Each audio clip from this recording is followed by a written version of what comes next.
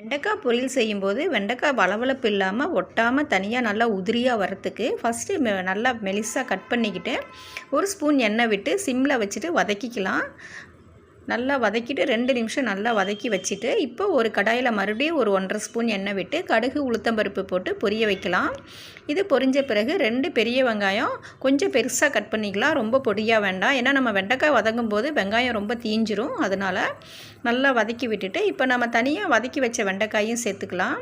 சேர்த்துட்டு வதக்கி விட்டு இது கூட தேவையான அளவு உப்பு, கொஞ்சம் மஞ்சத்தூள், கொஞ்சம் மிளகாத்தூள் போட்டு நல்லா வதக்கிக்கலாம். சிம்மில் வச்சுட்டு ஒரு 5 நிமிஷம் அப்படியே விட்டுருங்க. ஒன்றோட ஒன்று ஒட்டாமல் சூப்பராக வரும். தேவைப்பட்டால் ஒரு மூடி தேங்காய் துருவி போட்டு இறக்குங்க, சும்மா சூப்பராக இருக்கும். செஞ்சு பார்த்துட்டு சொல்லுங்கள். ஒன்றோட ஒன்று ஒட்டாமல் வரும். பிடிச்சிருந்தால் லைக் பண்ணுங்கள், ஷேர் பண்ணுங்கள், நம்ம சேனலை சப்ஸ்கிரைப் பண்ணுங்கள். தேங்க்யூ. தேங்க்ஸ் ஃபார் வாட்சிங். ஷைனா உஷா. பாய். கண்டிப்பாக செஞ்சு பார்த்துட்டு சொல்லுங்கள்.